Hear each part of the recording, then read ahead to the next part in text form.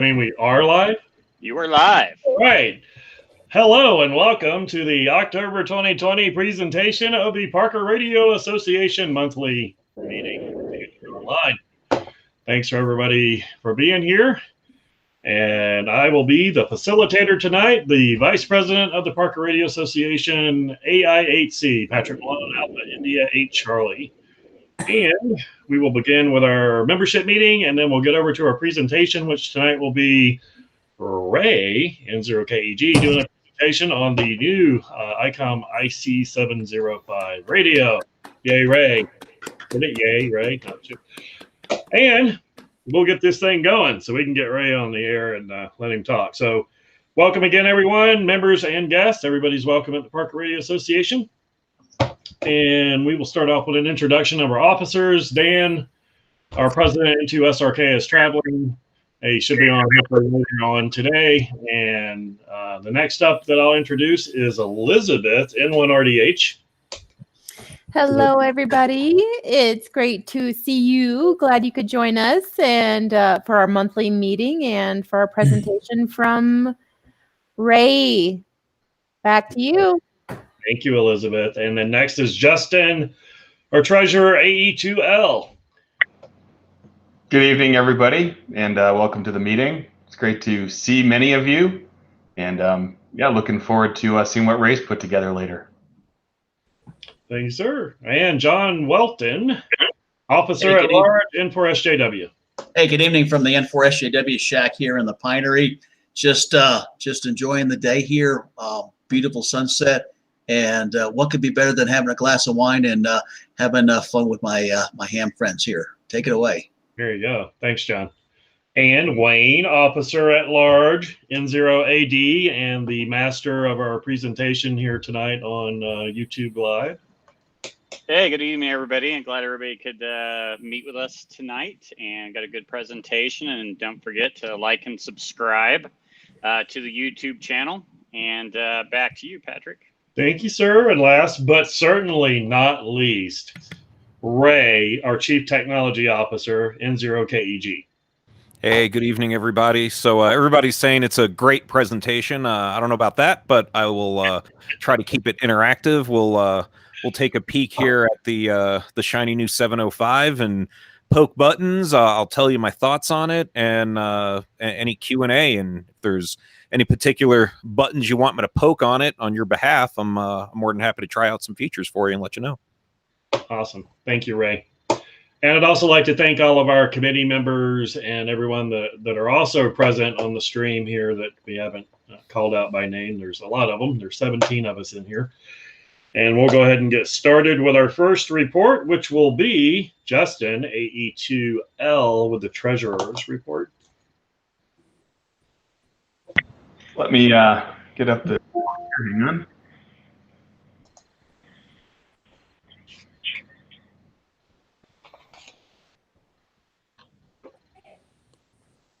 Sorry, I'm just working on getting this shared. No worries. Yeah, we need some Jeopardy music or something. There you go. Okay, everybody able to see the report here? Yes, sir. Okay, so we're in good financial health. Our checking account balance as of the 18th was $6,020.08. I just want to note we do have some likely repeater expenses pending. We do have a little bit of money in the PayPal, which I haven't transferred over to the checking, so I wanted to reflect that as well. Year to date from King Supers, we've received $1905.30.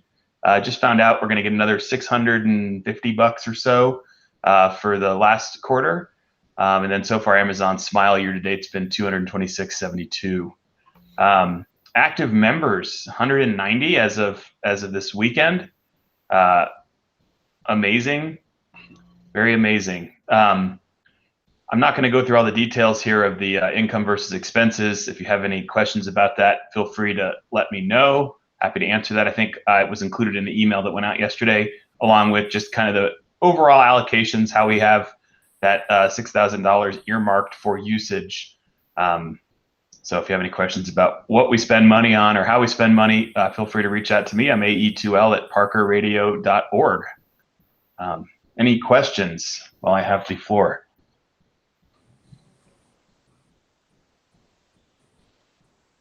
All right, silence is agreement. There's no question. Back to you. Thank you, Justin. I appreciate it. That's awesome. The King Supers program is really amazing, and I'm sure we'll talk about it a little bit more. All right, we're going to get on to topics and committee reports and happenings, and we'll kick that off with our VE testing committee lead, and that's going to be Doug, KE0DC. Go ahead and take it, Doug. Thanks, Patrick. Yes, sir. Good evening, everybody. KE0DC here. And first, Patriot VE team had a little challenge here lately. Denver and their COVID stuff going on. So the one at the Masonic Lodge this month was canceled. However, Nick did schedule another one at the American Legion down in Elizabeth. So right now we've got October 26th, 6 p.m. and 7 p.m. at, I can't tell what that is. Abel Shepherd. I don't know where that is, but then on the 31st, we have American Legion down in Elizabeth. Then November's up in Longmont and maybe Denver. And Elizabeth again on the November 29th. Then that's what we've got for Patriot. And as far as statewide, Aries DEC is doing one in Castle Rock on the 24th of this month. There's also one in Longmont on the same day, the 25th. Patriot VE, no, that one got scratched. Never mind. 26th at Abel Shepherd program in Centennial.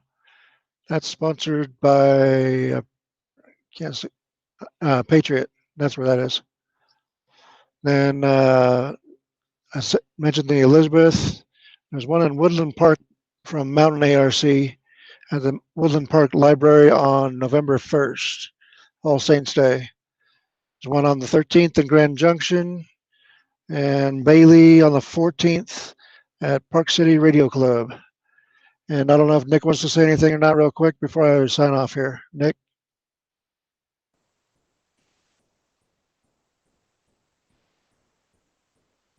Okay, I guess not. Anyway, everybody have a good one. KE0DC, back to net. All right, thanks, Doug. Appreciate that. Appreciate all your work on that, and especially with Patriot VE. Looks like Nick doesn't have his mic hooked up right now, so he did add some chats in there. The Able is the active shooter, what he's saying. But thank you guys both. Great information. All right, new member committee, and I'm not sure. I think I saw him on. Brad, are you on there? W0BDT. Did we get Brad? Okay, we must not have. I don't see him in the. I don't see him in the list. Okay, no worries. Things happen. So I don't have anything on that. As Justin noted, we are growing pretty well and add new members up to 190. And based on the way that we're growing, there's a good chance that by the end of November we could be up at 200 or above 200. So hopefully we keep on going that way, guys, and keep spreading the word. All right, that will bring us to Mr. Hey, can I pipe up for a second, Patrick? On the I'm going to speak for Nick. He's sending messages over, but we did a special test session this past weekend. So big thanks to Nick and Jeremiah for getting together, and I was the third VE. Went over to a gentleman's house in Parker who's visually impaired. He was a ham, pre-87 ham that let his license lapse, and he passed his tech, which got him his general back because he was a code tech on his previous license. So hopefully he'll be on the air with us here soon. We're gonna see about getting a radio in his hands, but we were able to get out there and do a special session for him. So that was pretty cool. So maybe leave him join the club. That's awesome. Thanks, Ray. Thanks for adding that in. That's Sure. great. Brad, did I see you pop in? Yes, you did. Good evening, folks. Hey, we just passed you, but we'll go back to you with the new member committee report. All right. No pressure. So you want me to go now? Is that what you're saying? Yeah, go ahead. Okay. Perfect timing. Thanks, folks. Hey, I'm excited to see that we're up to 190 members. I think that's awesome. I think I may have been member number 100 when I joined a little over a year ago. So we've practically doubled in size over the past year. So I think that's fantastic. And I think it speaks volumes about the level of participation of the members of this group. So I don't have a lot new to report. I'd like to say welcome to the new members who have joined us since the last meeting. I know that we've been trying to put together some notes. We have really two angles we're trying to cover for new members. We have some folks that are old hams but new to the area, or maybe a new member to the club. But we also have a lot of new members who are new hams, and they have different needs. So we're trying to put together some notes on topics that would be of interest to both groups of people. So support for new hams, but also seeing what we can do to help maybe old hams that are new to the area. So that's what we have going on. That's great, Brad. Yeah, it's amazing how many members we have right now and how we keep climbing. Thank you, Brad. Appreciate that. All right, so Paul, if you want to, do you want to do your portable ops repeater committee and your Parker militia all together? Is that sounds like a plan, Patrick? Go ahead, sir. Thank you. Well, I want to welcome everybody to the meeting tonight. First of all, especially all the new members. It's there's a list of them that have been showing up on the webpage at parkerradio.org, and we're excited that you're here, and we're really excited you're part of the club, and all the old members as well. We're glad you're here as well. So I'll go over three things tonight. First is the repeater committee report. We do have 3 repeaters now on the air that we've been working towards getting them going here for the last 6 months or so. One of them is still in a temporary location, and we'll go over that first. That's our Fusion Wires X repeater at our Hollywood Hills site, which is just to the east of Parker. This has proven to be a real challenge for the committee. We have finally got power to the site after equipment broke down and a 2 or 3 week delay while the equipment was fixed. So we now have power to the site. The repeater is on the air at K0TNG's house. So if you want to jump on the temporary repeater, you can do that. Get the repeater frequency from the website on the on-air tab and give it a whirl. It's connected. You can change rooms, and it's a full Wires X box, but its range is limited right now. So with the power to the site now, we only have one last thing to do, and that is to install the antenna and the hard line up on top of the 100-foot tower. We are doing our best to get this in before we get major winter set in upon us, but we're getting there. We're close. So we're hoping to have that within the next couple weeks. So stay tuned, and we'll keep you posted just as soon as we get any additional information. Special thanks to Dirk and Randy and the entire repeater committee, especially the group that's working on the Fusion Wires X repeater. Now, the other 2 repeaters, the VHF repeater, which is also an all-star linked repeater, and the DMR repeater up on Squaw Mountain. Those 2 repeaters are fully operational. They're buttoned up for the winter, and if you get a chance to use them, please do. Especially the DMR repeater is just absolute correction. The D-Star repeater. D-Star. Too many D's and stars, but the D-Star repeater at Squaw Mountain is absolutely outstanding, wide area coverage, and the VHF repeater is also working extremely well, with maybe a couple more tweaks to that repeater in the spring, but they're both on the air, and we still can get to them during the winter months, by the way, but we probably won't do any major work on either one of those. That be the D-Star repeater or the VHF repeater on Squaw. We won't do a lot of work on either one of those until the spring, unless it's an emergency. So stay tuned. Hopefully some good news on the Fusion repeater at Hollywood Hills soon. we'll update you just as soon as we have more information. Okay, the Elmer Committee. Well, Brad's really said it all there. We have 100 new members in the last year, and the Elmer Committee has worked with 34 of those members, helping them with antennas, helping them program radios, chasing down RFI. So we've been very, very active. I will say that there are 2 people on our list that we are not going to be able to get to because of the weather closing in, and some COVID concerns with getting a larger group together for doing some work at these 2 members' QTHs.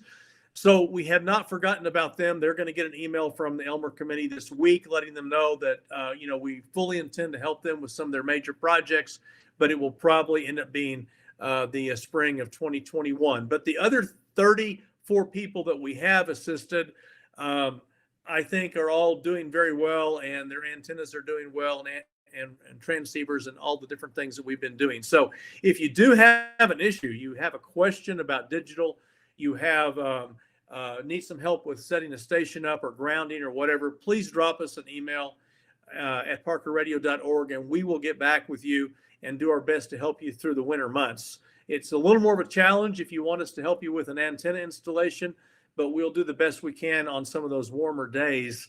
And so thank you to the 34 people that reached out to us. And you don't have to be a new member, by the way. The Elmer Committee here is here to help anyone, whether you're new to the hobby or you've been in the hobby for 20 or 30 years, getting into digital maybe. We're here to help, so give us a call, give us an email, and we'll help you out. Okay, lastly, there's a group that is called the Parker Militia, and we are I would say loosely associated with the Parker Radio Association. I think all the members of the Parker Militia are members of the Parker Radio Association, but we go out every month and we deploy to a different site, and we set up HF radios with different types of antenna configurations and different radios, and we work hard to test antennas and test radios and test ideas. A great example for our deployment last month, one of our members came out, installed a vertical antenna, and it's not that it didn't work well, it didn't work at all.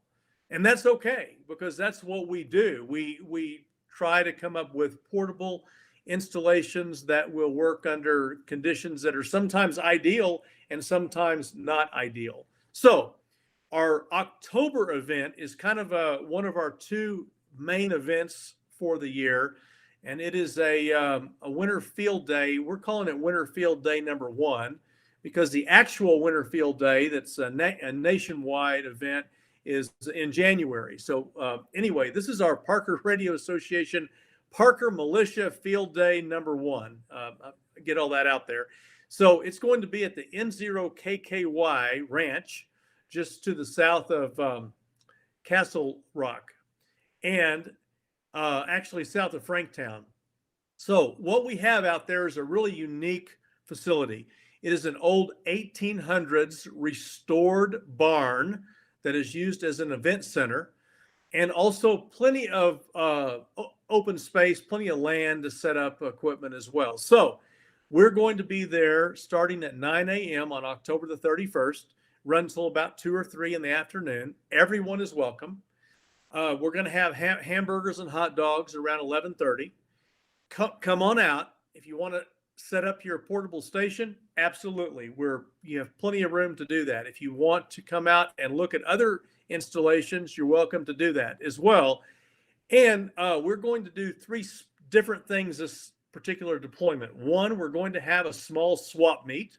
So if there's something you want to bring out to sell, to get out of your shack, to get some cash for that 705 you're going to buy, whatever it is, you want to sell something, bring it out. We're going to have a small swap fest. Number 2, we're going to be demonstrating antenna analyzers. So if you own an antenna analyzer, bring it out. We'd love for you to be able to show it to other members. We have a lot of people interested in antenna analyzers, and we hope to get a good collection of antenna analyzers so we can show them off and demo those products. And the third thing is we're going to do our regular deployment. So if you have a portable radio you want to bring out, KX2, KX3, 817, 818, 705, or one of the handheld small CW only rigs, or maybe a homebrew that you put together. You can bring that out and you can demonstrate that as well, or set it up and actually use it to make contacts. So that is on October the 31st at the N0KKY Ranch. And Elizabeth's been great putting that information out every Sunday on the blast. I'm going to send her some new information to get out this week to kind of reiterate what I just said. But that is October the 31st. Now, we've had some questions about COVID. So I want to take just 30 quick seconds here and just let you know that all COVID-19 precautions are in place for this event. You can certainly social distance in the event barn, and it's plenty large enough for that. And you can also set equipment up outside and hang out outside if you want to. We also have protocols in place for the 2 or 3 people that'll be preparing the food that we go through. We take their temperature, we do some other things, and they're the only people that handle the food. And then the last thing is, if you want mustard, ketchup, mayonnaise, relish, things of that nature, you need to bring your own. We are not supplying condiments. So please keep that in mind. For the hamburgers and hot dogs, you need to bring your own condiments, and you need to bring your own drinks. So if you're drinking water, bring that. Whatever you're drinking, you're drinking whiskey, whatever, bring it out. But we're not providing any drinks or any condiments. But we will provide hot dogs, hamburgers, some potato salad, and some bagged chips. Everything, again, prepared under COVID-19 protocols. So we look forward to seeing you on the 31st. 2 things to remember. This is not a Parker Radio Association sponsored event. So because of that, we do have some cost.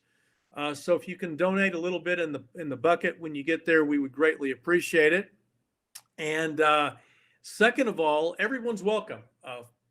Families, friends, whoever you want to bring out, just let us know you're coming so we have plenty of food for you. How do you do that? AC5s@icloud.com. Again, that's AC5s@icloud.com. Let me know you're coming, and we'll have some food for you. It'll be a fantastic event. Bring your portable radios. Bring your portable antennas. Bring your antenna analyzers. Bring an appetite, and bring anything you want to sell, because there's people going to be out there looking for parts and pieces and equipment and radios and antennas, and we'll do our best to help you sell it. So, a little long-winded there, Patrick, but hope to see everybody on the 31st, and I'll throw it back to Net Control. Thank you, Paul. Great information there. What was the start time on that again? Patrick, the start time is 9 a.m. 9 a.m. All right, and great. It goes to, around 2 p.m., 2 to 3 p.m., something like that. And if you can come out a little bit before 9 to help set up, that's fantastic. We could use a few people out there around 8 o'clock or so. But the time is 9 to 2 officially. Okay, great. Thank you, Paul. Great information you had there. I think I saw Dan join. If Dan is still here, if you want to say a few words, and if you want to give your ARRL report or not. Absolutely. Yeah, so thanks, Patrick. Yes, part of my tardiness, everyone. Actually, business has me back on the road again, so greetings from Ohio tonight. Good to be back on the road. Good to be traveling just a little bit. Obviously, a tremendous amount of precautions taking place at all the airports for COVID, as well as the different facilities that I've been visiting. But boy, just a great turnout tonight. I think we have about 25 that are on here through Google Meets, plus the number that we have online via YouTube Live. I haven't seen that yet, but boy, just a great overall turnout. And again, thanks for having me in a little bit late. And I want to thank Patrick for taking the lead tonight and being the MC for tonight. It's goes a long way. So Patrick, you're doing a great job for that. And again, I want to thank you for that. Hey, a couple updates that are going on right now at the ARRL. The ARRL annual auction is underway. That actually goes on through the 22nd. So There's about 200 items that are up for auction, including the ever popular mystery box. So make sure you check that out at the ARRL website, arrl.org. And boy, there's some pretty cool little treasures that are in there. And again, it's all auction style. A lot of the equipment, the HF equipment and HTs, may be used a couple times for maybe some reviews or demo purposes. So you might be able to score yourself a pretty good bargain there. And along the ARRL site, the Lifelong Learning Network has continued with a new session that's titled Grounding and Bonding for the Home HF Station. Probably one of the more popular topics that we have at an Elmer night, and even during some of the Elmer nets, have been on grounding and bonding at the home QTH. Ward Silver, N0AX, has done a tremendous job and has been just an amazing teacher of this over the last couple decades. He's been a great writer for the ARRL as well. So the webinar that he has going actually had just about 350 attendees, so very, very popular. And you'll definitely want to check this out. So if you're an ARRL member, you have access to all these webinars on demand, so you can check those out. Another great benefit of being an ARRL member as well. One of the other most popular topics has to do with the FCC proposed fees on radio amateurs. So as you heard me talk about before, that notice of proposed rulemaking did go in effect on October the 15th. It actually hit the Federal Register. So the deadline for comments on that is November 16th, and reply comments deadline is the end of the month at November 30th. So what do you do at this point? Well, it's absolutely vitally important that you respond to it. We want to oppose the fee. And I think what's also important is that we don't individually submit just a copy and paste form letter. That really only shows the FCC that we're really good at regurgitating form letters.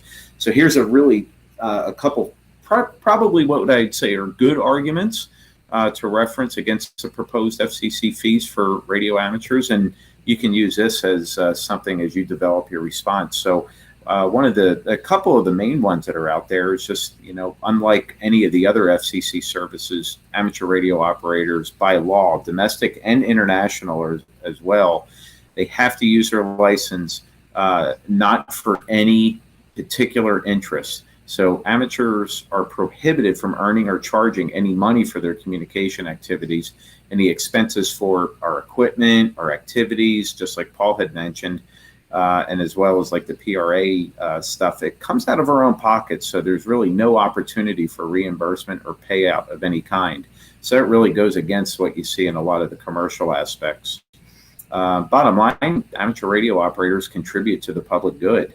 There's many areas that provide emergency communications as the backbone capability, and that comes at zero taxpayer cost. Take a look at all the wildfires that are taking place here in Colorado as of late. Radio amateurs are right there at the ready to deploy to provide that absolutely rock solid communication. And when all else fails, who do they call? They call the amateur radio operators. So again, that just fills a tremendous void. We're very flexible when needed. And again, between the wildfires, winter storms, severe weather, that's where we really come into play as well. And probably the biggest thing is that we're really self-regulating. Our examinations are written and administered by radio amateurs. There's no FCC official at any of the amateur radio examinations. Examination results and paperwork are often submitted electronically directly to the FCC, and the submission can, and if it's required, there could be a cost savings to the commission as well. So again, the educational classes, they're conducted by all volunteers who, by and large, don't charge any fees for tuition or for teaching. So that's another good reference as well. And in cooperation with the FCC's Enforcement Bureau, there's a volunteer corps that monitors amateur airwaves and has programs that try to prevent the misuse before the FCC involvement may be needed. So again, a couple of really big things that are out there to reference that are really good talking points as you formulate your response back to the FCC. And I think at the bottom line too, when you take a look at the next generation of hams and what's coming up here in current and future generations, there's really a severe lack of RF engineers and expertise, and it's just absolutely putting a lot of pressure on the wireless technology industry. So amateur radio is helping meet that deficit, but much more, we need youngsters who are at least able to afford the licensing fees. So knowledge of RF and related digital experience is absolutely needed to maintain the United States as a leader in wireless industries. So again, young people, we want them involved big time. And again, a couple things to keep in mind. I don't think I would necessarily argue that the $50 fee every 10 years kills amateur radio. This bill is not aimed as an amateur at killing amateur radio. That is just not the case. There's actually a long history and precedent on charging fees for licensing services throughout history. There was even FCC fees not that long ago. So keep that in mind. This is really not aimed to kill amateur radio. So again, keep those responses really geared towards, again, all the benefits and the common good that amateur radio provides. And again, with that argument that we're volunteer based, we use our own equipment, we fund our own equipment, we give back to the community, and I think that would go a pretty long way. So there's a couple things that are happening from the ARRL front. So Patrick, thanks for letting me take the floor. If there's any questions, I'll be happy to answer those. Thanks, Dan. Great to have you on here, and safe travels to you. Thank you. On the committee board here with any questions for Dan? Take that as a no. Thanks again, Dan. All right, moving on so we can get this going for Ray. We've got the HRO committee of Bill W0SUN is on. Not sure I saw him. Hey, Patrick, I have an alibi. Okay. Hey, real quick, I just got notified that remote testing is available, just not through Laurel VEC. There's a group in LA, Greater LA, that's been approved for remote testing, ARRL and W5YI VECs. You can find information on those at hamstudy.org/sessions/online. I'll go ahead and post it on the YouTube side too. Thanks, Patrick. KE0DC, back to net. All right, Doug. Thanks for the follow-up back on that. Yeah, I guess Bill's not on, but I would imagine with how things are right now and keeping people socially distanced, that HRO is still kind of on hold for us to be doing anything there. So. Hey, Patrick, Jeff is on. Jeff, do you have any comments?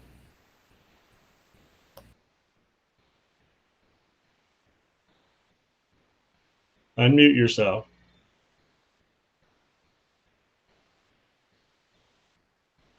Or chime in later. Okay. Moving on. Website committee, Jeff, AB0L. He sent an email in that he wasn't going to make it, but I will go through some stuff we already touched on, that we're at 190 members. There is an ARRL news feed that is added to the news feed on the website. He added the ability to search member directly by nicknames, which again is a members only feature, and a lot of new content on the PRA forums is what he sent in. Great. Thanks, Wayne, for updating us with that. Appreciate that. No worries. All right. We got PRA gear from Tom, NI0L. Did you see Tom? Going once. All right. We'll say no for Tom there. All right. We got HF Loaners, Justin, AE2 Lima. Yeah, can you hear me? Yeah, go ahead. All right, so I think most of you are aware at this point, but if you're not, the club has 2 HF radios complete with cases, antennas, microphones, HAL headsets, everything you would need to get on the air. Well, maybe not a coax cable, but we need to add those. But We've got a 7300 available. Well, it's not available right now for loan. It's currently checked out to a club member. And then we also have a Yaesu 991 Alpha, all mode, great radio, both great radios. And those are both available upon request. So typically they go out for about a month. And I don't usually ask for them back until somebody else asks for it. So if anyone is interested in those, just fill out the contact us form on the website, and yeah, that's available to you as a member. So that's all. AE2L, back to Ned. Thank you, Justin. Appreciate that. All right, King Supers and Amazon, as Justin noted earlier in the treasurer report, it is a great way for us to be able to get money into our nonprofit organization of the Parker Radio Association. We tend to get a lot more traction, it seems, off of King Supers. And I think if I remember right, we only have 50 folks subscribed to that. So if you shop at King Supers and you want a very easy, streamlined way for you to donate to us and not cost you anything but a little time to set it up in your account once, go to the website. I'm pretty sure we have it on there, if I remember right. If not, contact us at board@parkerradio.org, and we can get you the information you need to sign up for that. That's just with 50 folks, people. And we're getting an average of about $2,500 a year off of that. No guarantee that that continues infinitum, but we can pile on more members. That's more money that we can pull into the Parker Radio Association. And of course, there's also Smile on Amazon. We do get a little bit off of that. Not a lot, but we do get something, which is better than nothing, right? So it's going to help us with our projects, with the repeaters, and other things that we have coming down the road. Dan, do you have anything on that? Yeah, I think the big thing is what Patrick had mentioned, with 55 members participating in it. Number one, thank you to them. I mean, getting that kind of money quarterly is no small amount. And by participating in that, it certainly goes a long way. It's probably one of our highest funded resources that we have within the PRA. You take a look at the PRA membership, just what was updated by Wayne, 190 members. Well, boy, if we had, if we had half of the members that participated in King Supers, we would easily double that quarterly amount. That would be something pretty spectacular, and it certainly goes a very, very long way. So keep that in mind. If you're not a member of the King Supers program, it literally takes about 3 minutes at the most to sign up, and I'm sure your better half may be able to help you out with that, as mine did on my side to get that program set up for our family. And if you have any questions regarding the program or even how to sign up, please let us know. We want to be able to help you out with that. That's about it from this end. We'll send it back to Ned. Thanks, Dan. And it doesn't just have to be you and your immediate family. I actually got some of my family in Georgia to sign up because they don't care. And when I was out there in August, I set a couple of them up for it because they have Kroger's there. You'd be amazed at the footprint and all the different stores, City Market and all these other places, Fred Meyer's. Kroger company has a huge footprint all over the country. So, all right, I think with that, we are ready for Ray. I don't know that we're ever ready for Ray, but we're ready for the presentation for Ray. Go ahead, Ray. Hey, good evening, everybody. Audio check, I'm getting out. All right, thank you. Coming in loud and clear. That's our Very good. Here, let's play with 20 over. Nice. Let's see. How do we do this? There's that one. Hey, now you can see my smiling face on the radio. But I don't have a whole ton of a traditional presentation prepared. More so, I'll tell you a story about a radio I bought, and I got it live streaming so we can poke at it and prod at it and that sort of thing. So I've had the radio a little over a week now. I am by no means an expert on the Icom interface, but we won't spend a lot of time on that anyway. If you've run a 7300 or if you've run a 9700, the interface is virtually identical. As you can see in the video stream, it's laid out the same. It's a touch screen interface. You can poke pretty much anything on the screen and do something with it for changing bands or playing with the filters or any of that kind of stuff. So I grabbed it from I don't know if we can plug retailers or not, but shout out to MTC Radio. Super cool bunch of people down there. I decided after I bought the radio, I wanted the bag too, and I called them up. Real nice lady, got on the phone, was more than happy to tack it onto my order, with my credit card, of course. At any rate, we'll play with some of the cam stuff here. That work? Yeah, you can see my ugly basement chair, but this is the bag that it comes with.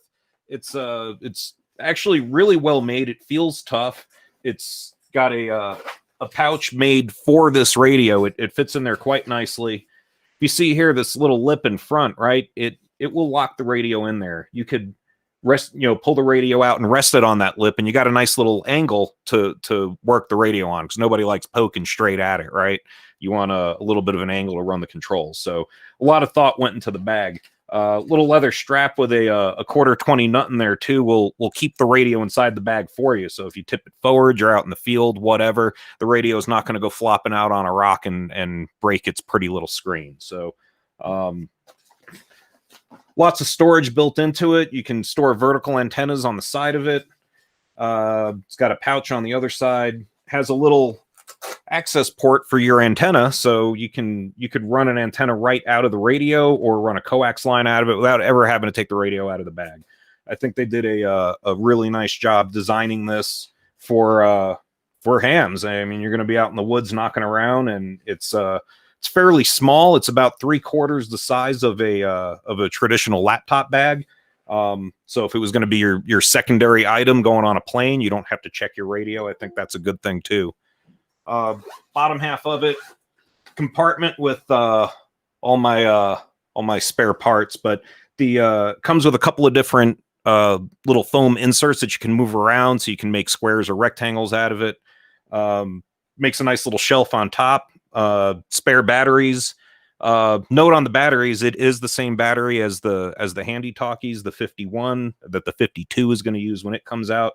So they put a lot of thought into not forgetting the previous generation of radio. You're not going to have a bunch of orphan stuff laying around. I've got chargers and batteries and antennas. Oh my, in here. There's plenty of room for all that stuff. So I don't think anybody wants to look at a bag for any longer than that. But one other thing, the microphone is, if you're a musician, you might call it a 3/4 scale mic.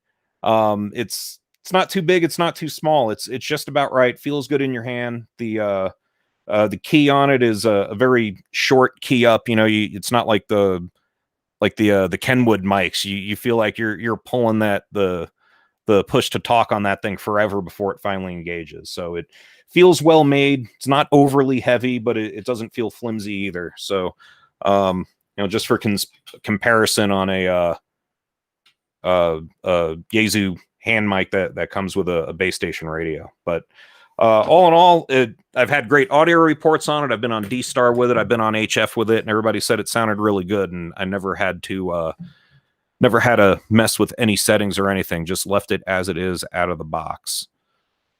So here we'll pop back over to the radio.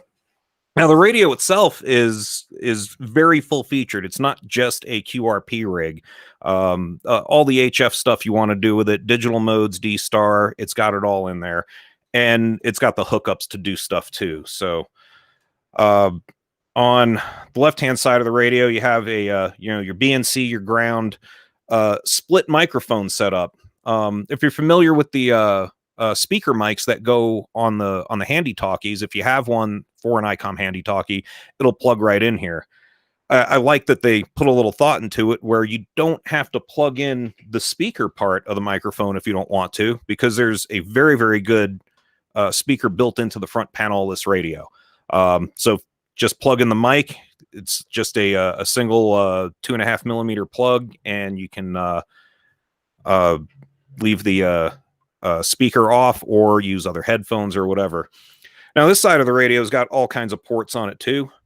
Top side is your standard 1/8 inch jack, so you can just take any old stereo patch cord and use it to run the push to talk on an amplifier. And it also has the ALC line in there, just like a full featured desktop rig.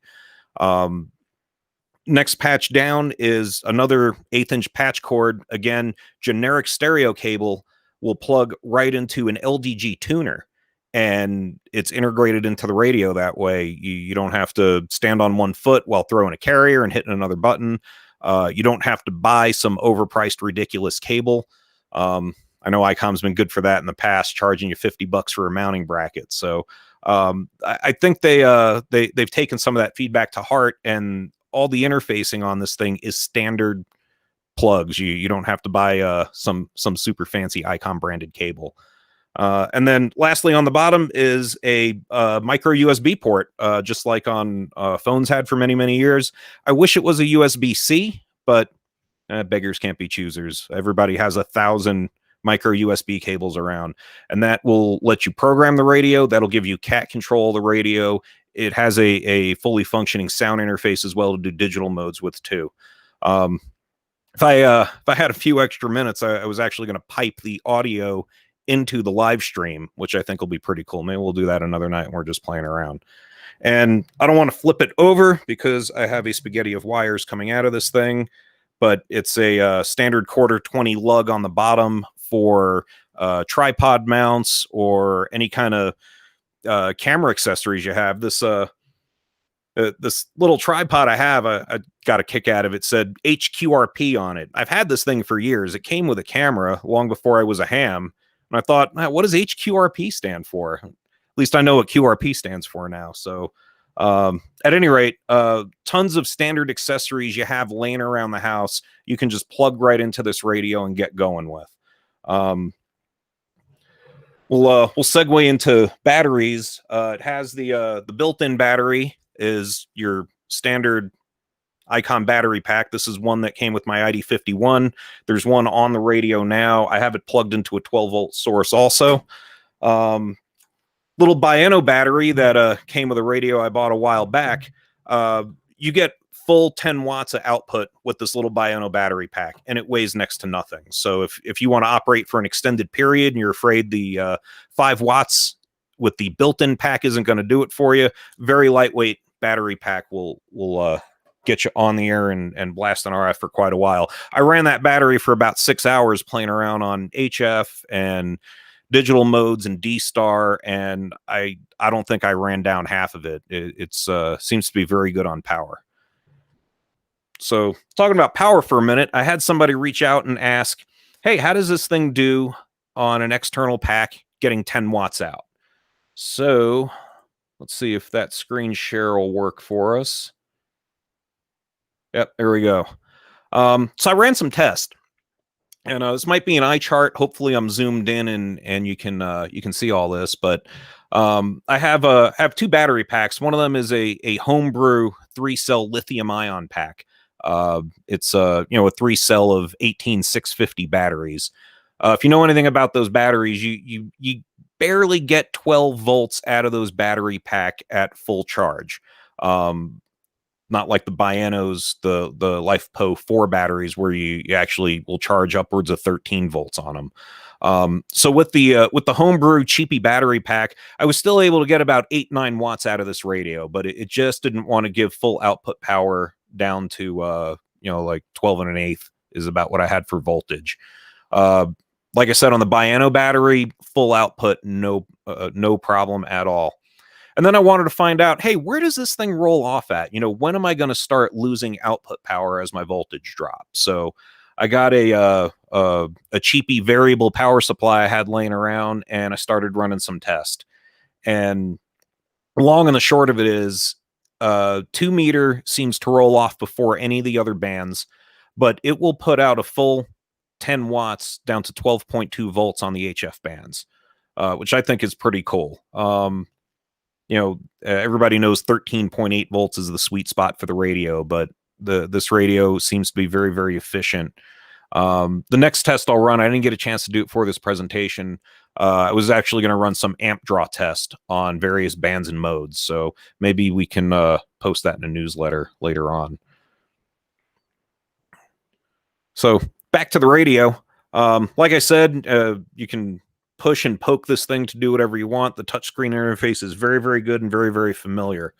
The band scope operates just like the 7300. You can pop through your different spans and all that other good stuff on the band scope. You can do a hold and a snapshot, center and fixed if you want to go back and forth, or just have the fixed point there for you. It also has, this is my favorite meter. I thank John for teaching me this one a while ago on the 7100, but push and hold the meter and you have everything you need to know about your rig on one handy screen. You know, it'll give you your ALC, SWR, how much power it's drawn, all that good stuff. If you want to pop the scope back on, you can turn on the mini scope and still keep all that output. I mean, they just packed a ton of data on this one screen for you. So when you're out in the field, you know exactly what your radio's doing, if it's on the verge of blowing up or running out of power or any of that other good stuff. So I think they did a real fine job laying out the interface on these. I got to be honest, the first time I touched a 7300, it drove me up a wall because I've used a lot of Yaesu radios. But once I actually had one of my own here to sit and play with for a week or so, I really like how they laid out their interface. I think they did a phenomenal job. I'll pause there for a second because I can't see the chat or anything. Wayne, do we have any questions coming in or anything I can comment on? Nothing that I see in YouTube Live. Any chat in, I'm just looking in the Google Meet. No, it looks like you're good so far.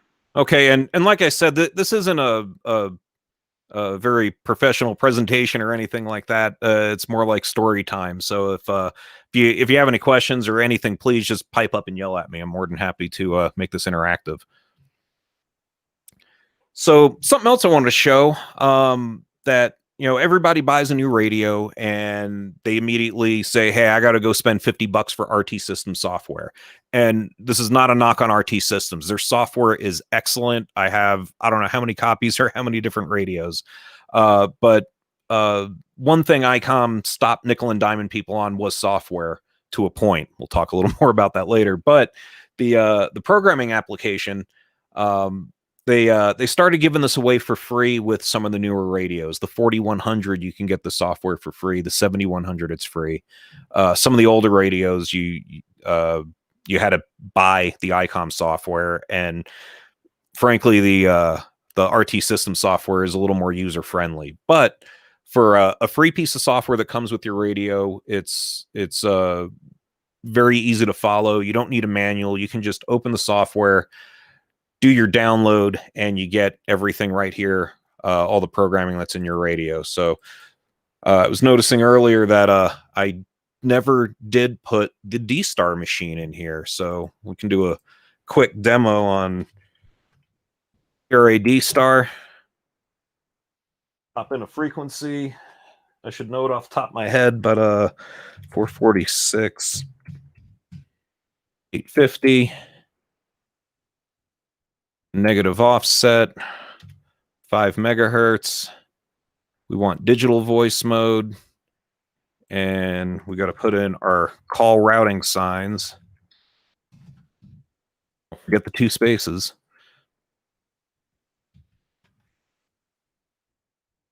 And that's that. You want that channel in your radio? Just go ahead and write it back.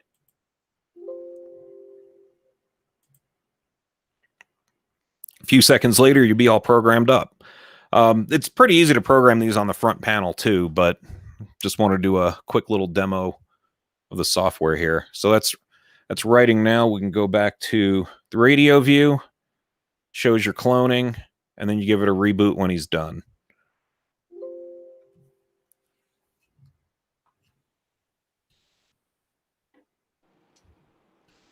Hey, Ray, Scott was asking, wants to know when your chair will go for sale on the website. Oh, you want that chair? Oh, I will make you a deal on my basement chair. And you know what? I got 3 other ones just like it. Nice. Oh, yeah. No, I got a set of the ugliest chairs on the planet. So we're back up. got our little display. We'll turn our scope back on, and we're right back where we left off. So full featured HF rig. I don't have to go into all the features there. It does everything the 7300 will do with just a little less power. But they basically, I don't know how they did it in such a small box, but they took the 7300 and a 9700 and crazy glued them together inside a cute little QRP rig. Granted, the output power is not there, but it's just amazing how many features are in this radio. So we can go back into memory mode. Your multi-knob turns into a channel selector. And there's all our repeaters in there now. Bail out of here. If you close down, oh, hey, look, John's calling. Thanks, John. Want to do an on-air demo?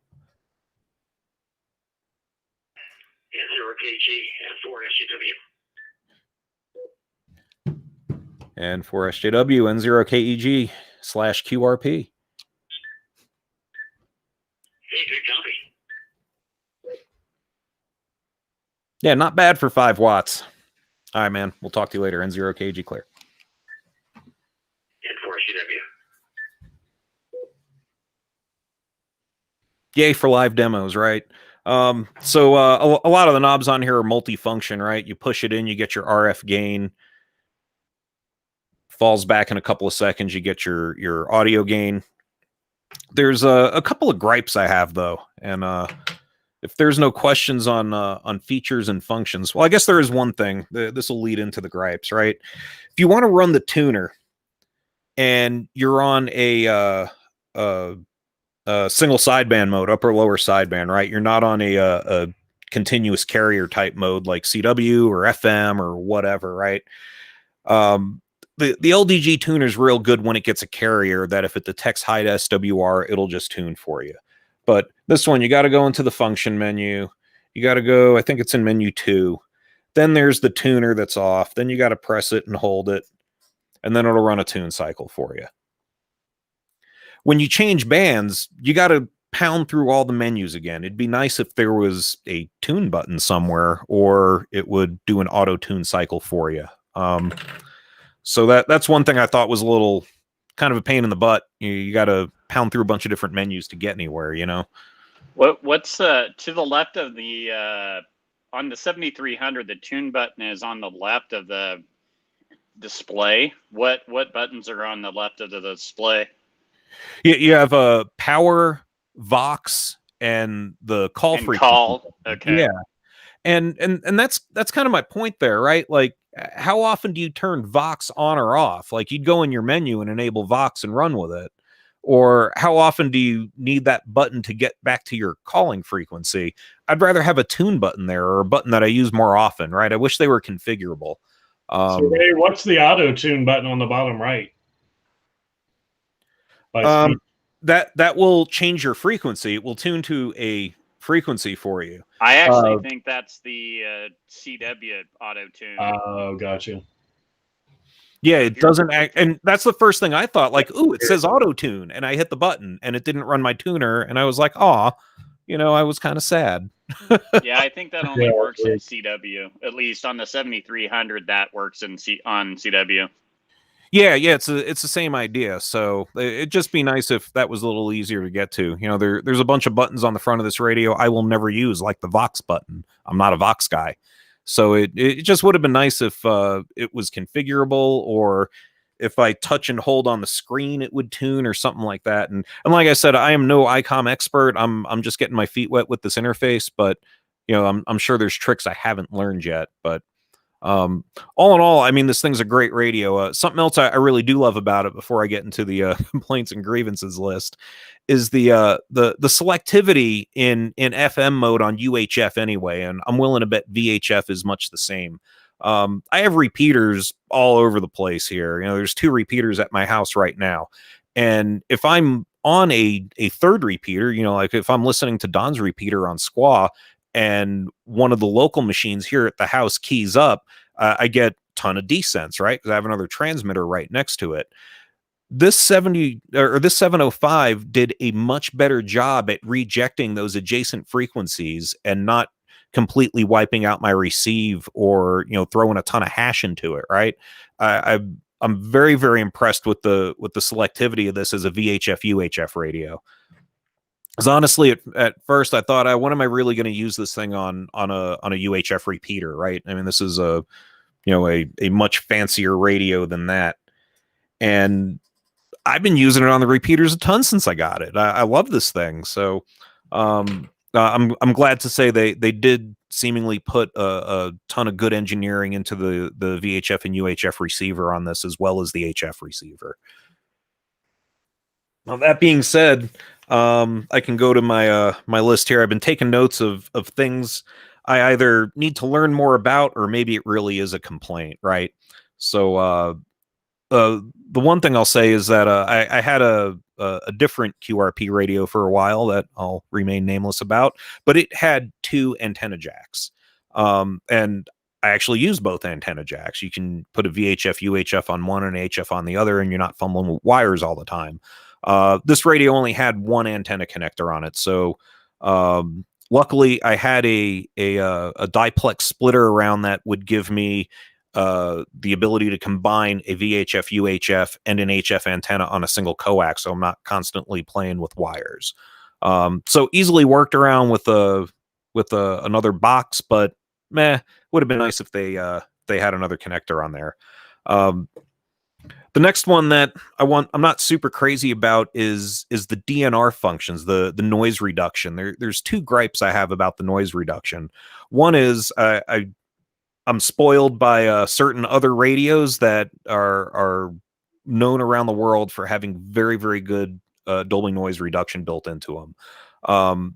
I think this one it gets too muffled, compression-y too quickly, where you still have some noise in the background, but you start losing the audio fidelity on the station you're trying to pull out of the noise. So I think that's an Icom trait. I've noticed that on a couple of different Icom radios, but I mean, it works. It's good. I just wish it was a little better.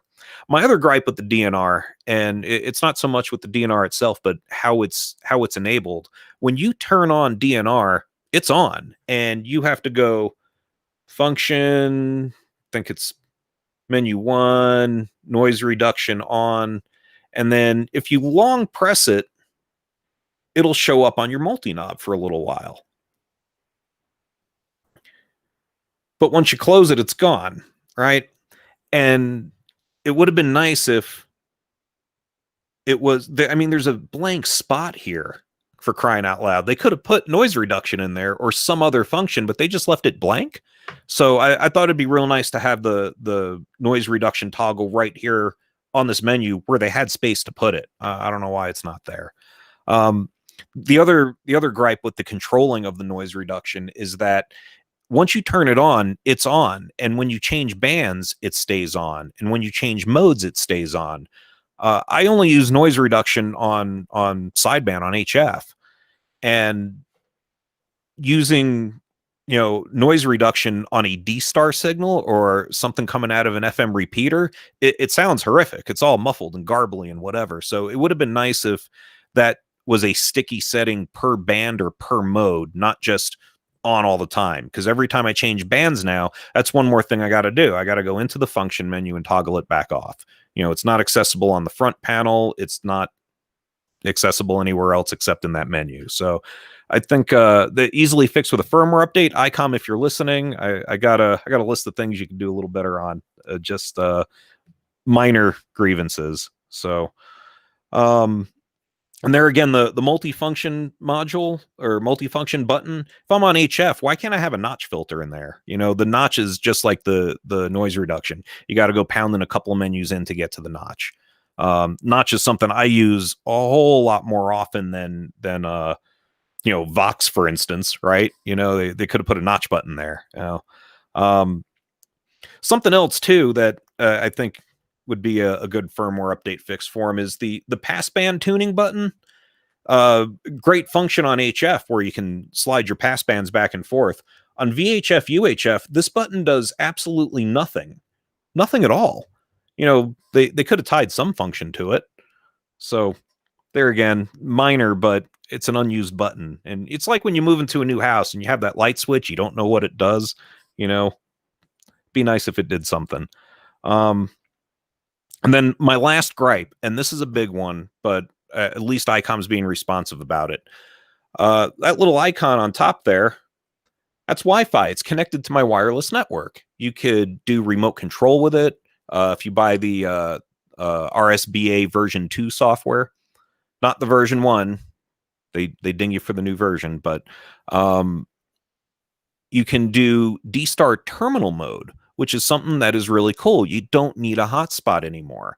This radio over Wi-Fi will log into a reflector just like your hotspot would. Unfortunately, in a multi-access point environment, like if you have a mesh network, you have more than one access point in your house. This radio is seemingly a little confused.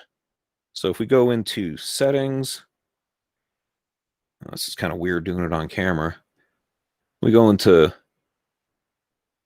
wireless LAN settings, go into connection settings and access points. It's not doing it now because I'm in the basement, but if I'm upstairs, all 3 of my access points show up as individual networks. The radio gets confused and doesn't know which access point to go to when you're sitting between multiple access points. And what happens is you get a ton of packet loss, which completely destroys the ability to use voice. So as a workaround, I'm going to stand up another access point that's strictly for the Icom radio. But the Wi-Fi implementation needs a little bit of work in this radio. I wrote to Icom, went back and forth with them a little bit, but I sent them packet captures, pings, all kinds of good stuff. And the last email I got back from them, it was late yesterday. I haven't responded to them yet. I really need to.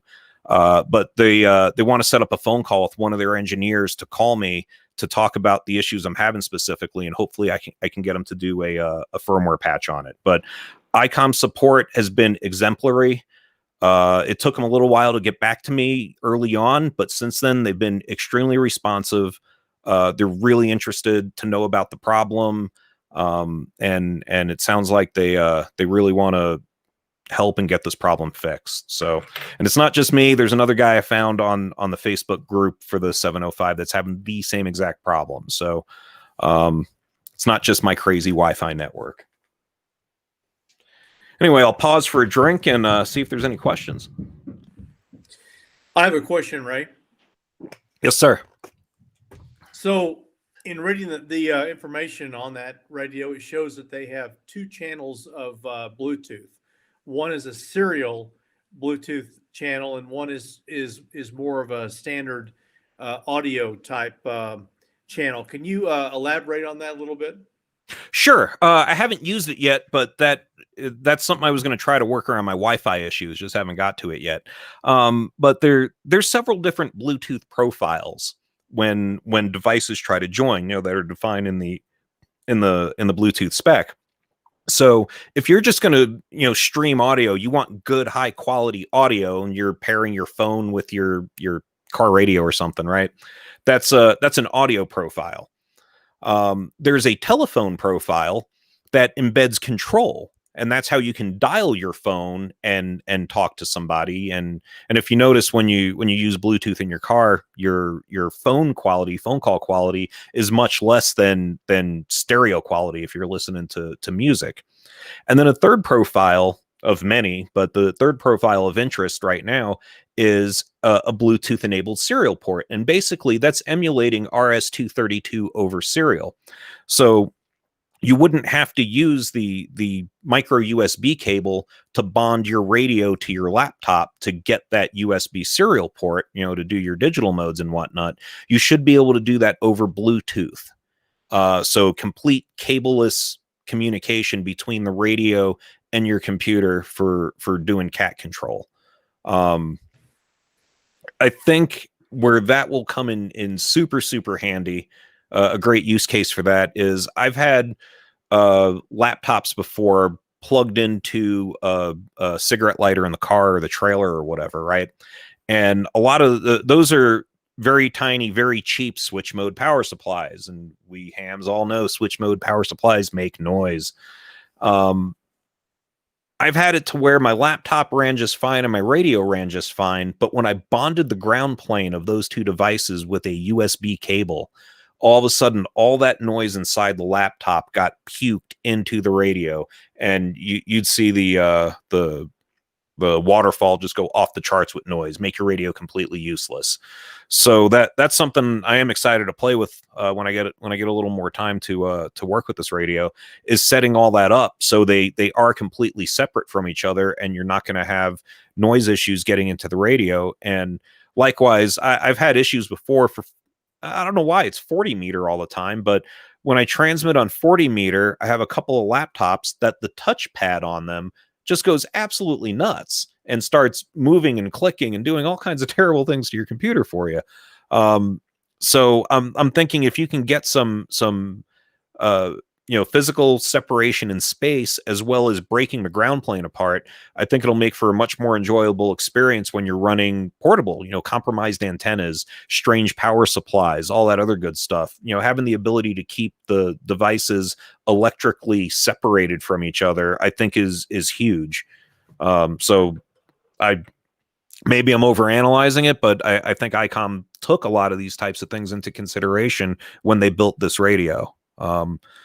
Like I said, I got a very short list of minor complaints and grievances with the thing. Nothing's perfect out there, but this radio is phenomenal. And my own, personal editorial is I like it a lot better than the KX2 that I sold to fund this thing. So, KX2 is not a bad radio, and I think the receiver in the KX2 is at least on par or maybe a hair better than this one, but the amount of features you get in this Icom radio, I think it's just the next gen radio, right? It's newer technology. So I'm very, very happy with it. No buyer's remorse at all. Hell of a little radio. I think everybody should go out and buy one or two. So Ray, if I understand correctly, if you're out in the field, you could use a Bluetooth headset with push to talk for that piece, and then you could use the serial Bluetooth connection for your cat control and data. I do believe so. That's my understanding, but I haven't done it yet. Okay, because I think I haven't watched the whole thing, but I think Ray Novak with Icom has set up, does a demo on that on a video that's floating around on YouTube. So that just presents some very, very interesting applications for portable operation. I mean, it just takes a lot of the complexity out of all the cables and all that kind of stuff. I mean, you can have a beverage in one hand and whatever, fishing with the other hand, and still communicating with a Vox headset, making QSOs or something. So anyway, okay, well, thanks for that. I appreciate that information. Yeah, absolutely. Being able to go hands free when you're, like you say, out in the field doing, God knows what else out there. Yeah, it's there's a ton of features in this radio that just make operating remotely that much easier. All right, let's see. Well, we did have some questions that came out on the YouTube live, just asking about the actual stand. Oh, sure. And the you want to describe that a little bit? And the 4-point mount. Oh, sure. All right, here we'll we can get away with flipping it over. All right, so on the bottom of the radio here, we'll unscrew it. So this is just a cheap camera tripod. It came with I bought a digital camera and I bought an accessory kit with it on Amazon, extra battery and screen protector and this, that, the other thing, right? So this has been sitting in a desk drawer for years. Like I said, it said QRP on it. And when I bought this thing, I wasn't even a ham radio operator. I don't know what QRP was. So, but yeah, this is just a generic little, like a wire stand, right? It does a pretty good job supporting this radio, though. I did try a couple of other stands, and they didn't work nearly as well as this guy did, but any of your quarter 20 tripod adapter type stands will work for this. Then also on the bottom, like Paul said, it also has, I believe these are M6 is the thread on them, if I remember correctly. But I'm willing to bet there's going to be about 1,000 aftermarket accessories you can bolt to the bottom of this radio, from stands to antenna mounts to CW keys and tuners, and everything else is going to come out for these things. But you 3D printer guys out there, I'm sure, can come up with a couple neat things to screw into the bottom of this radio also. Without the stand on there, I mean, you can still work the radio, but it is nice to have it angled back some, you know? But yeah, it's a very standard type setup down there. You can bolt pretty much anything to the bottom of this thing. And also, Randy added K0TNG. Now that you've had it for a week, would you buy it again? And then also, which LDG tuner are you using with it? So I've tried, first of all, yes, I would buy it again. I do like this radio a lot. I'm sure Icom is going to give me good support, and we're going to get through that Wi-Fi issue, right? But yeah, I would absolutely buy it again. The LDG tuner, I've tried 2 different tuners. One of them is the Z100 Plus, that I've used with a whole slew of different radios. And the other one is, what is that thing? The, AT100 Pro or something like that, I think is the other one. Pretty much any LDG tuner that uses the 1/8 inch jack on the back for the cable interface will work. A lot of the LDG tuner cables people use, though, is also tapping 12 volt off the radio to run the tuner. You don't. That's not going to work in this case. There's no 12 volt output on the 705. So the Z100 Plus has an optional battery holder that goes in it that holds, I want to say it's 6 or 8 AA batteries. Or you got to feed the one of the bigger tuners with an outside 12 volt source. But the hang on, we can turn on the Go Cam here. Here, let's see if I remember how to do this. Yeah, there we go. So turn on a little Go Cam. That's the tuner, the Z100 Plus. We'll pop back into the function menu on the radio here. Go to screen number 2.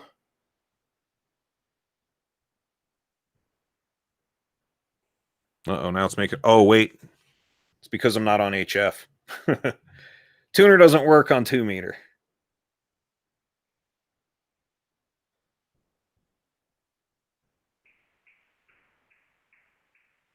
Let's find an empty frequency. Doesn't appear to be anything there. I hate tuning up over people. That's just not nice. So here we'll go function tuner.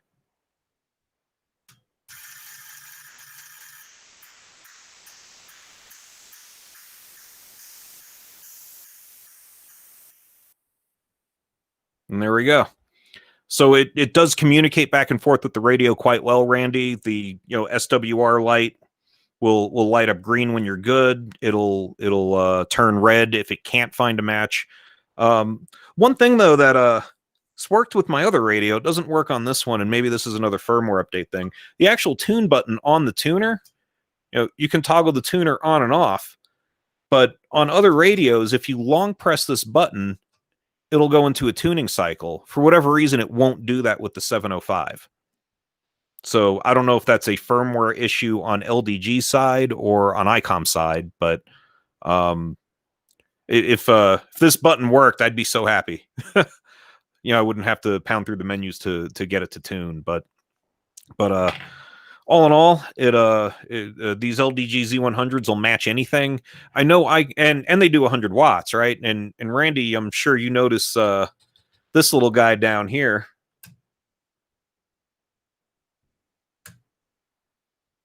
Your cute little amplifier works absolutely wonderfully with this radio. Hello, CQ, N0, KEG. So, about 20 watts out on peak there. On a digital mode, CW, it'll put out about 35. So does that answer all your questions, Randy? You can come off mute and just pipe up and yell at me too. I don't think he's in YouTube. I don't think he's in the Google Meets. I think he's on YouTube Live. Oh, okay. But yeah, he said he recognized that amp. Oh, I bet he does. Yeah. No, this little amp's awesome. I had this whole little thing set up on my back porch the other day. The radio, the amp. I didn't have the meter out there. I figured that was probably a bit much, but the the tuner amp and radio, and cobbled it into some chunk of wire or whatever I threw over a tree branch, and talked to a real nice guy in California. So anything else trickling in from the YouTube or the Google Meets? No, just Randy said that it was a little heavy carrying it up to Signal Butte. What, that amp? Oh, come on, man. It's not that heavy. It's what happens when you carry an AL811 up a hill. Well yeah. Right. No, here, we can carry this one up the hill if you want. AK6Q said, can you display the SWR in the radio and retune? Oh yeah, let's turn our SWR meter back on. We'll make this thing work for a living. We'll go to 160. See what that does. All right. We're going to turn our amplifier back off. Go function tuner. No? Oh, wait. There we go.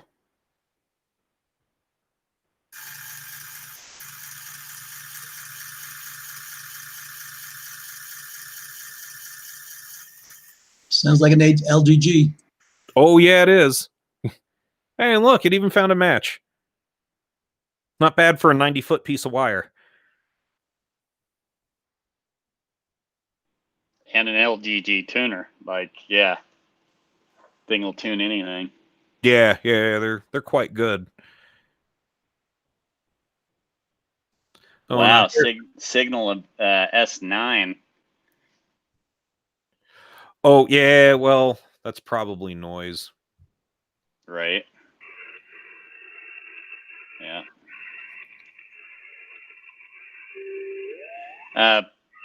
Paul asked, can you comment on the tuner being released soon, or have you heard anything?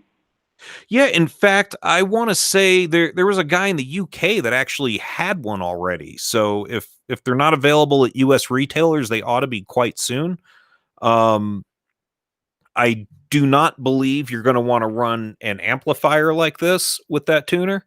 I want to say it was designed just for the output power of the radio, 10 watts out of the radio. They're a bit smaller than the LDGs. They are a bit lighter than the LDGs.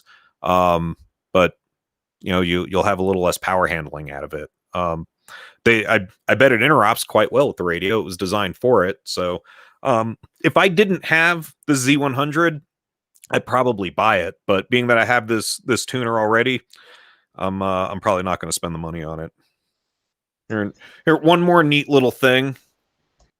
That this is a dummy load, right? It's a 50 watt resistor. Actually, it's a 51 ohm resistor on a little BNC I had laying around. So if I'm using a hotspot, or I'm very nearby a repeater and I don't want to put a whole big antenna coming out of the side of the radio, I can just pop my little resistor on there, crank the power all the way down. That's something that I do like too about this. it doesn't just go down to 1 watt or half a watt. It's actually a percentage. So you can go all the way down to 1% of 5 watt, or I'm sorry, 1% of 10 watts, right? And it's putting out just a couple of milliwatts of power into this little resistor. And I've actually, been able to, work into nearby repeaters with this. Will it go to 0? Yes, it will. And it still keys up my hotspot at 0. So it must be eking out just, like a half a milliwatt or something tiny. Yeah, I've talked on HF on the 7300 on 0 to a neighbor that's like a mile and a half away. Yeah. So it's probably letting out a watt or two on that radio. Or something. Yeah, so if you're in the market for a QRP rig and you appreciate Icom's interface that they have on the 7300, 7610, 9700, this would be a great companion radio for you. I'll give it 4.5 stars for now. They'll earn their 5th star when they get me some Wi-Fi firmware. One question that I had: what about dual full duplex, like 2 VFOs? No, it does satellite work, like is what I'm thinking. No, I do not believe it does that. Okay. Very expensive solution is what the 817 guys did, and they just bought 2 radios. Yeah. But that's a little cost prohibitive in this case.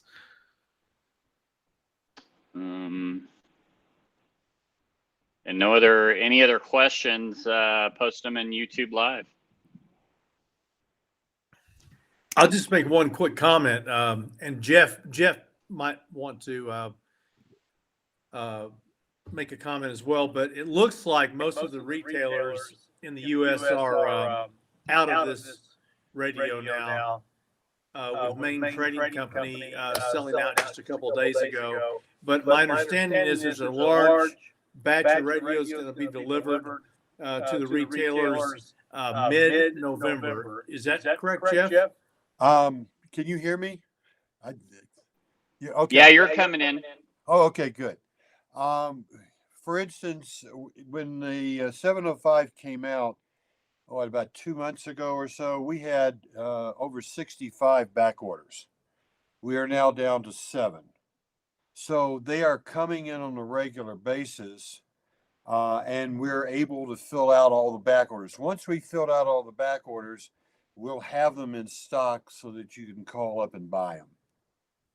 So, yeah, they're coming in. They're just coming in. One day we'll get a box and there'll be a bunch of 705s in them. One day I was there was a dozen 705s, and we just started filling back orders. So I would imagine that either the next shipment or the shipment after that, we should be caught up, and you'll be able to buy the rig. Thank you. Yep. Oh, one other thing. We are letting people into the store on a very limited basis. The rule is if we've got 3 salesmen, we'll let 3 people in. The Milwaukee store today, if you go out to our website, they're back to curbside because they had 100% increase in the COVID in Wisconsin. They closed the store. Hopefully that won't happen to any of the other stores, but I just wanted to let you know that could happen at any time if we can't get a hold on that on the COVID numbers here in Colorado. So we're going to play it by ear. We're going to try and stay open, but I can't make any guarantees.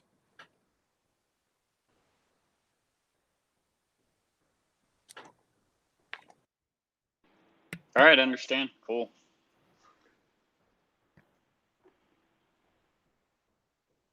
And let me see here. No other questions there, Ray.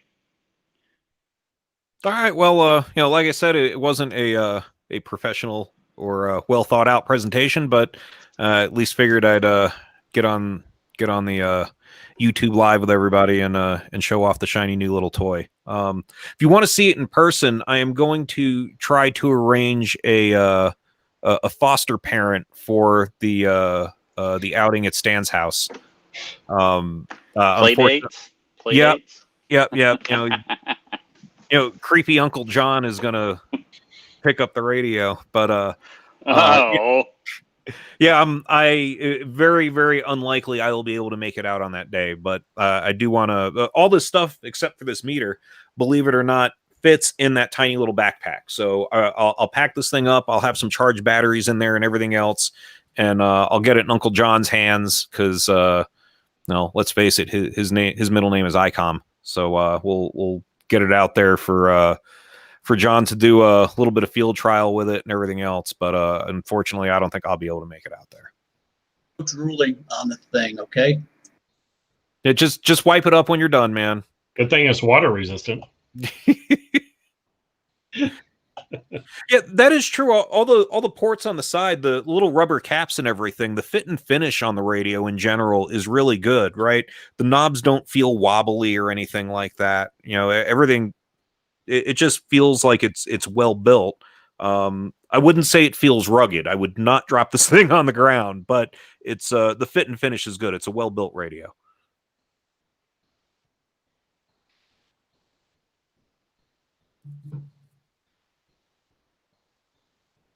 All right, well, if nothing else, I'll stop presenting, but I'm not going to do a song and dance for anybody. I'm not. Oh, very come good at that on. sort of thing. Have you played much with the GPS? And what does that add to the radio? What's the purpose of it? So the only thing I've really done with it was I had it outside. I made sure it got a lock and all that good stuff. And if you use your location services for D-Star, you can it'll do all the D-Star GPS kind of stuff that you'd get in your ID51 or anything else, right? Something else I've read that I haven't there again, I mean there's a ton of things you can do when you plug this thing into a computer that I haven't done yet. But one of those is that it will output your standard NEMA GPS type data.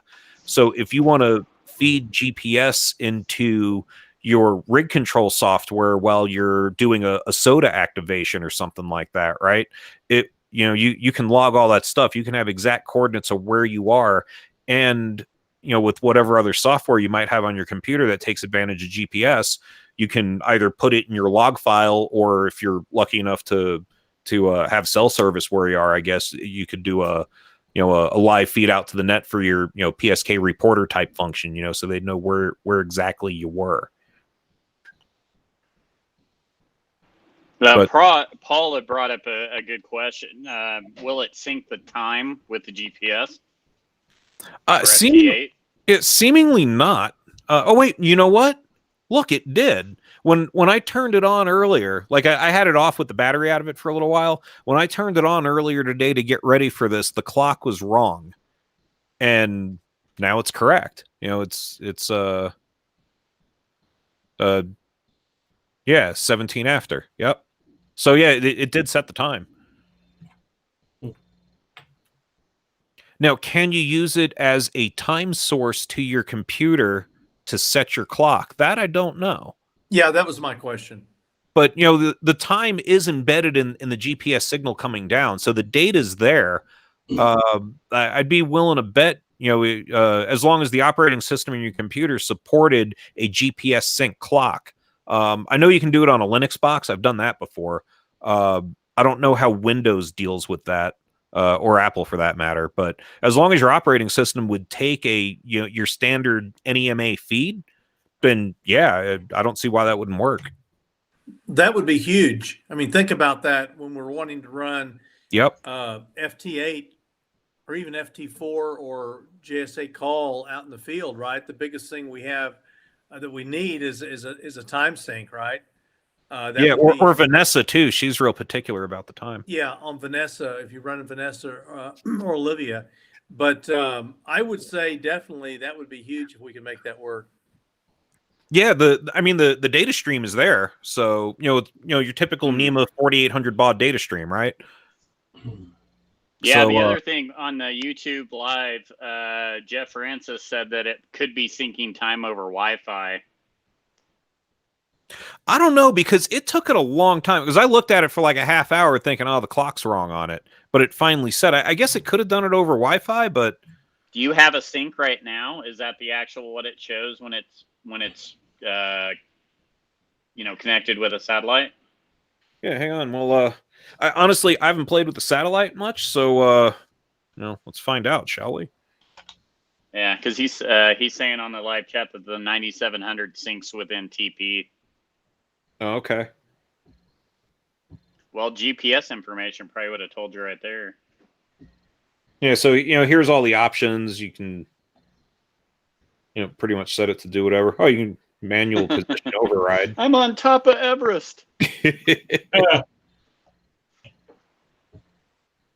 You can spoof with a 705.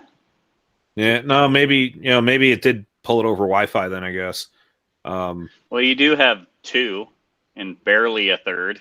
Yeah, I'm You're surrounded by getting a concrete in the little- basement. Right? Well, yeah, but you can see a couple. Yeah. Yeah, it ain't bad, all things considered, right? Yeah, for being in the basement.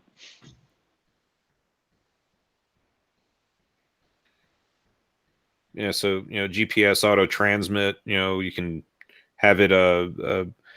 Essentially, I mean, this is something I think Icom missed the boat on when they did DPRS. They should have made it compatible with APRS.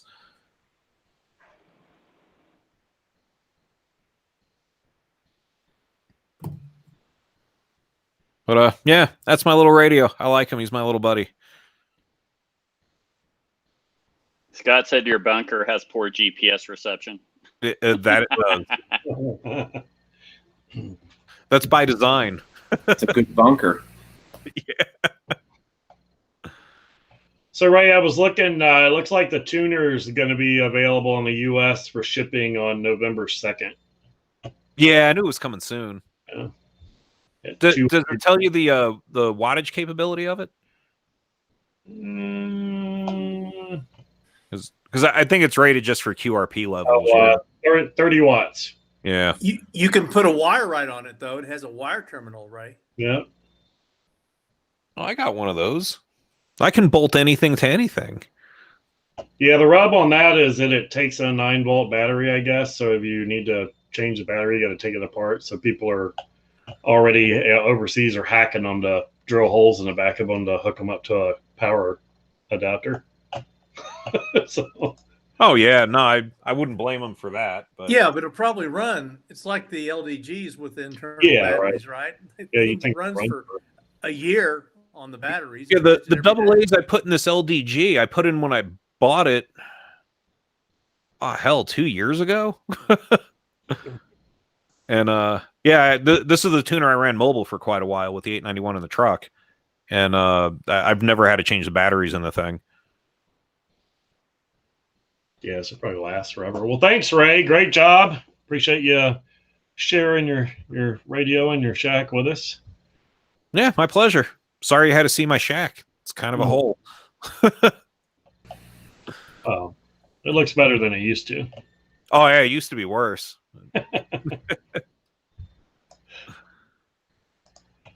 All right. Well, I guess seeing any more questions, we can go back around the table to the board and see if anybody's got any final thoughts. Dan, I'll start with you. Yeah, sure, Patrick. Again, thanks for taking the net tonight. Much appreciated. But I certainly want to give a tremendous kudos to Ray. Ray pinched hit for this presentation. As much as he says, "Oh, this wasn't a professional presentation," you got to be kidding me! Multiple camera angles, get a great look right at the display of the radio. Boy, it was just a top-notch presentation. And I'll tell you what, very, very cool radio. I was kind of a head scratcher when I saw Icom came out with this radio, but I'll tell you what, after listening to Ray, not only on the air brag about it, but after seeing this presentation, I'm looking forward to checking this radio out. This is a very, very cool looking radio, and certainly just chock full of features. And I honestly would not have felt that way if it wasn't for Ray's presentation tonight. So Ray, absolutely fantastic job, and kudos to you. Great job, sir. Back to net. Thanks, Dan. And we'll go over to Justin, AE2L. Howdy. That was a great little show and tell. And thanks, Ray, for not making it look like the Blair Witch Project. So appreciate that. Thought it was informative, and yeah, really turned out well. So thank you very much. Thank you, sir. And then let's see, Elizabeth. Hey again. Yeah, thank you for the presentation. Very informative. Thank you for stepping up and doing that. And definitely, if anybody has any show and tell, any information that they want to share, by all means, come join the chatter. Back to you. Thank you. And then John in for SJW. Hey, thanks again, Ray. We had an HF roundtable, I guess, the other night, and Ray put it on the air. It's got that nice, clear, clean Icom sound on HF, and Ray even pushed the DV button, the D-Star button on HF. So we had an HF D-Star on, we were at 40 meters, I think. So it's kind of interesting. It's one of those radios that does a lot of things pretty good, but there are a few little warts. But I'm looking forward to it. Maybe I'll convince myself, or at least convince Santa Claus to get one. So we'll see what happens here. Back to you, Patrick, and for SJW. There you go. Thanks, John. And over to Wayne. Yeah, Ray, thanks for sharing your new toy. Can't wait to check it out in the field. And again, with the video, make sure you like and subscribe. It helps the algorithm. And I was just going to throw this out here, too. If you've been on the forums, Jeff posted some 3D print Anderson power poles. If I can find the camera here. Let's see, right there. If anybody, I've printed quite a few. If you want to build one, let me know, and I will figure out a way to get these over to you. But I've printed up quite a few. So, yeah, back to you, Patrick. Thank you, sir. And Ray, even though you just got through talking a whole heck of a lot, I'll circle back around to you. Thanks, man. Yeah, I think you guys have heard enough out of me for one day. But appreciate everybody coming out and watching, and I hope it was informative. Thank you, sir, and thanks again. And any committee members, anyone else on the bridge here want to say anything? Now's your chance. Hey, Patrick, I just want to say thank you for facilitating the meeting tonight. We appreciate it. Sir, anytime. Good to see you. Good to hear you. And thanks a lot. Yeah, I look forward to thanks, Paul. I look forward to a time when we can do it live again somewhere. So that'll be nice. And Dan, I did mention at the beginning that the library still has restrictions. So still no ETA on that little deal there. So all right. Well, I guess if nobody's got anything else, we're going to shut down the meeting and close out the YouTube Live. Thanks, everyone, for participating. Go sign up for King Supers, and talk to you and see you soon. And get on the air. That's right. See you worldwide this weekend. Get on the air. And stay warm. It's going to be freezing Sunday, Monday, so get that antenna work done. 74. 73, everyone. 72. Bye. 74. Shut the door. And we are